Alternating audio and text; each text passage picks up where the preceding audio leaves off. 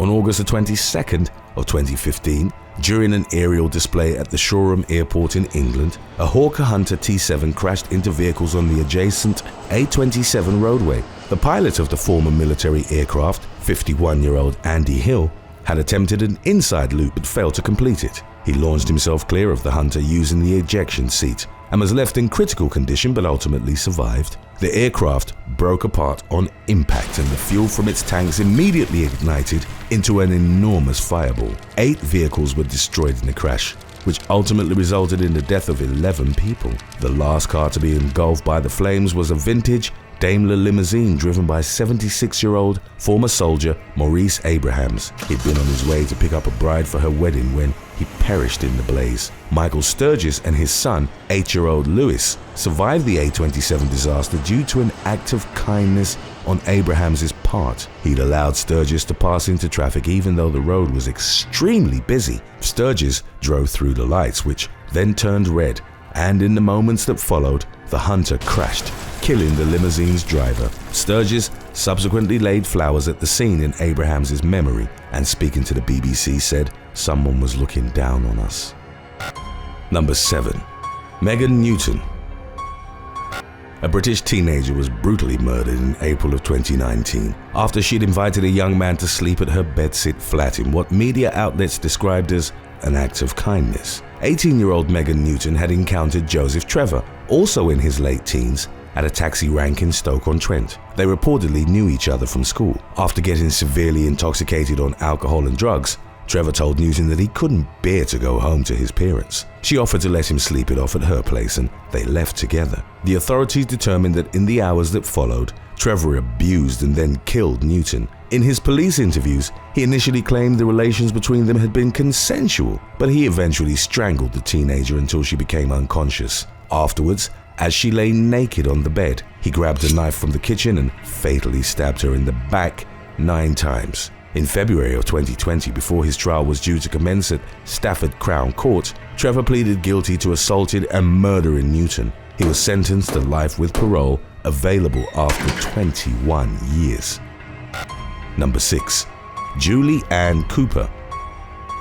In August of 2018, the neighbours of 55-year-old Julie Ann Cooper from Perth, Australia, saw a note on her door which read that she'd gone on holiday with a wonderful new partner. The woman hadn't announced her plans to friends or family. Others in her Doubleview residential area then noticed that a man whom they hadn't seen before was living in Cooper's home and driving her Toyota. He was later identified as 33-year-old trucker Matthew Hemsley, who claimed to be looking after the place while she was away. However, one neighbor had observed that the house was ransacked and untidy, a state of which Cooper wouldn't have approved. About a week later, after Hemsley had left, the woman's son visited her home and then reported her missing. Close to a month since Cooper had last been seen, Hemsley was questioned by the police. He told them that he'd been in a casual, intimate relationship with Cooper and staying at her home. The trucker reported that he'd moved out after the grandmother had left for Sydney, supposedly to reconcile with an ex, and added that he had no idea of her whereabouts. Within a week, however, Cooper's lifeless body was found in a bushland gully in Ashenden, east of Perth. She had been abused and strangled to death. Investigators found that the woman had met Hemsley for the first time at the St. George Hotel in Innaloo on August the 17th. He'd expressed the need to charge his cell phone, and Cooper, described as a generous and selfless woman, offered to let him do it in her car. Once they were alone, Hemsley allegedly took control of the vehicle, drove the woman to the bush where he assaulted and then killed her. In his defense, Hemsley disputed the murder accusation by claiming that her death had been self-asphyxiation related. He told the court that they were having consensual relations, during the course of which Cooper had put a dog collar around her neck. She had reportedly fastened it too tightly and stopped breathing, causing Hemsley to panic and throw her down the gully. His version of events was found to lack credibility, and he was sentenced to life in prison with a minimum of 23 years served. Number 5. Alison Wilson.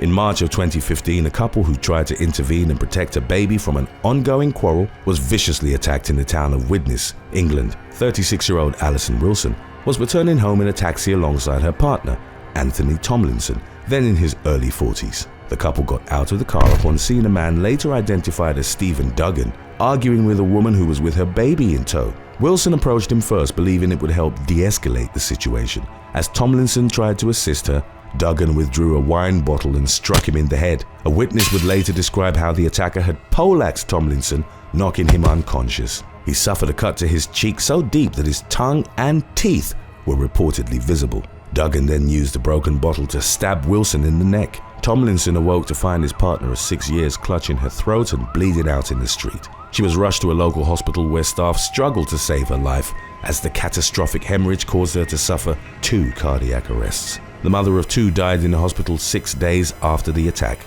Tomlinson survived but required so many stitches to his face that his surgeon reportedly lost count. 27-year-old Duggan claimed that he didn't remember much of the attack, as he'd been severely inebriated at the time after celebrating getting a new job. In his defense, he claimed that the wine bottle had been inside a plastic carrier bag wrapped around his wrist, and that he'd accidentally slashed the couple with it during the physical altercation.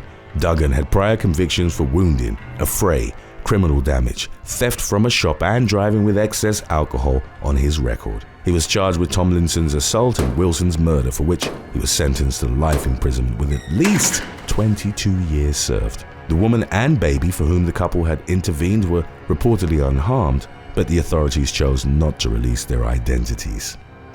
Number 4. Scott Vader. In June of 2018, a harrowing video began circulating online of 2 men that were dragged by powerful currents into the depths of the Niagara River. The incident, which occurred in Broderick Park, Buffalo, New York, unfolded after 29-year-old Mario Guthrie had climbed down into the water attempting to retrieve a large piece of driftwood. Guthrie swam to it, and bystanders could be heard celebrating in the footage as he reached the wood chunk. He grabbed onto it but soon faced difficulty staying afloat, with his frantic movements eventually pushing the driftwood beyond his reach. Guthrie then struggled to oppose the current that was pulling him under. Scott Vader, aged 46, jumped in and tried to help him. He swam out to Guthrie and grabbed his arms, but was submerged as the man scrambled to remain above the water's surface. At that point, a female bystander could be heard shouting at Guthrie, "Don't pull him down, just hold on."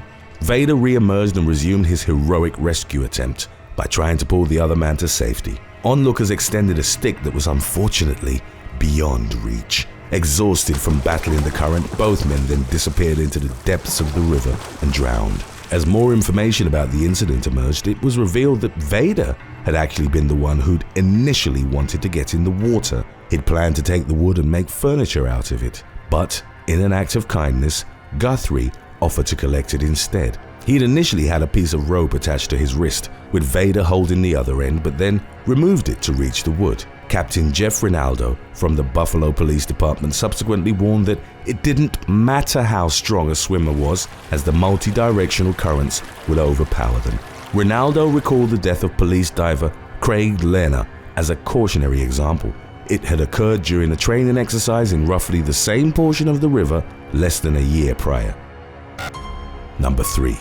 Jasmine Harbison. A woman from Raleigh, North Carolina, was mowed down by a motorist in the fall of 2021 as she was attempting to help people trapped in a crashed car. In the early hours of November the 7th, Jasmine Harbison, aged 29, and her boyfriend had stopped on Miami Boulevard in Durham. They tried to assist the occupants of a 2011 Chevrolet Equinox, which had crashed and flipped on its side in the road. As she was standing to the left of the wreck, Harbison was struck by a second Equinox, which crashed into the overturned vehicle. She suffered devastating injuries, from which she perished at the scene. It wasn't made clear how Durham resident Alicia Cagle had failed to avoid the crash, leaving the victim's family to struggle with unanswered questions. While talking to a local media outlet, Harbison's mother was vocal in her bewilderment regarding the incident, while also noting that helping strangers was within her late daughter's character. In the aftermath, Cagle was charged with misdemeanor death by vehicle and failure to reduce speed to avoid an accident. The driver of the first Equinox, Michaela McLeese, was charged with driving while impaired, making an unsafe movement and failure to yield the right-of-way. Her Equinox had allegedly ended up on its side after she'd collided with a Nissan Maxima while pulling out of a parking lot. Today's topic was requested by Mark Godby. If you have any other topics you'd like to learn about, subscribe and let us know in the comments section below. Number 2. Nicholas Hunsellas.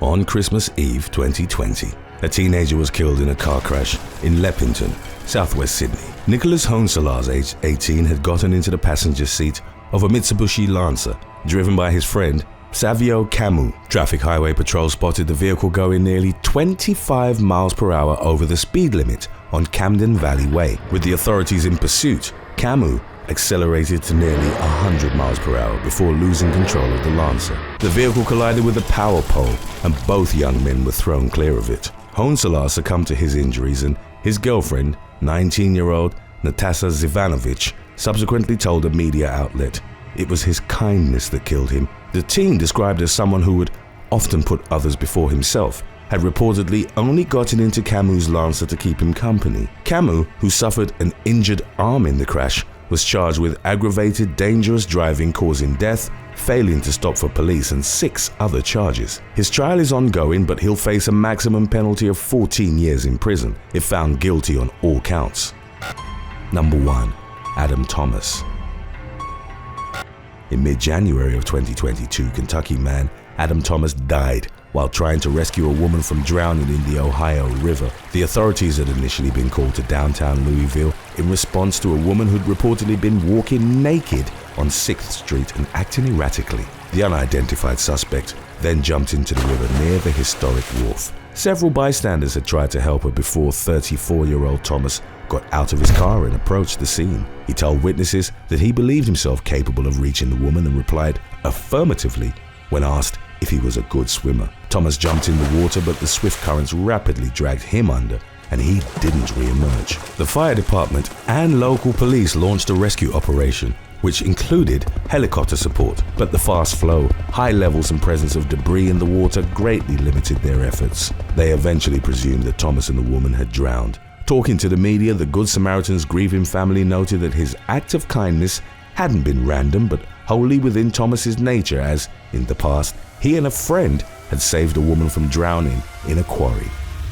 Thanks for watching. Would you rather do 12 hours of volunteer work every weekend for the next 2 years, or donate 20% of your net worth to a charity of your choosing? Let us know in the comments section below.